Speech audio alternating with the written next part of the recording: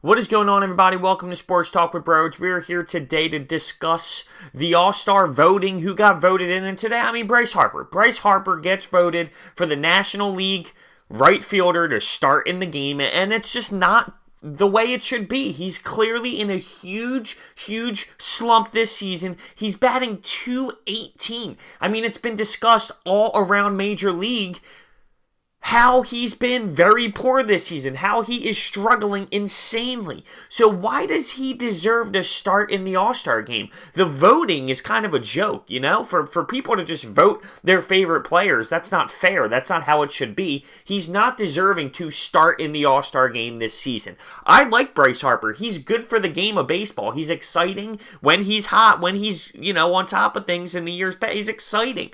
You love to watch him play. He's great for the sport. It's enjoyable for fans to watch him at bat, watch him do his thing. But this season, he is just in a huge struggle, batting .218, and that is not deserving of starting in the All-Star game. Not just because he's a big name that he gets voted, and that's not fair. That's not right to other players. He does have 21 home runs and 50 RBIs. I get that. 21 home runs is no joke, but all around, man, he's just not having that success to be able to scream All-Star.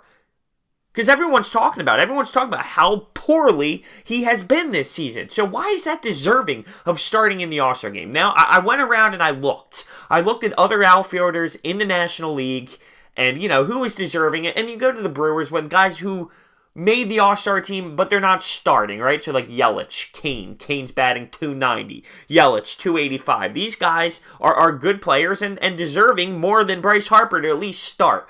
But with that being said, there's guys who aren't even being noticed that should be in there. Even in the last voting that they're still doing until Wednesday, I hate to be biased, but Odubel Herrera should be in the conversation. I went through the National League outfielders. I was looking at their stats. Odubel's batting .281, which is significantly higher than what Bryce Harper's batting. He has 15 home runs, so 6 home runs less with 1 more RBI. For the fact that that's not even being noticed is ridiculous. He's not even in the voting for the last guy in. That's a joke. His stats are better than Bryce Harper's. He's got more RBIs. He's hitting an average almost .70 higher. How does that just go unnoticed? On top of that, Peralta batting .291, so even more than Odubel Herrera. 15 home runs as well, and 49 RBIs. So why isn't he in the conversation? I just don't like the voting thing. It's more about which people like others more, right? It's not really about the quality of their season so far. And like I said, I'm not knocking Bryce Harper. I think he's a good player, I like him. Even though he's on the Nationals, as a Phillies fan, I enjoy him because he's good at the sport and it makes it more entertaining to watch.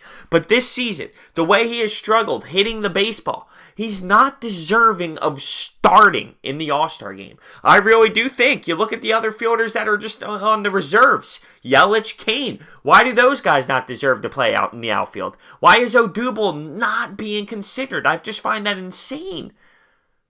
At this point, it's a popularity contest when it comes to the voting of the fans. And that's not how it should be.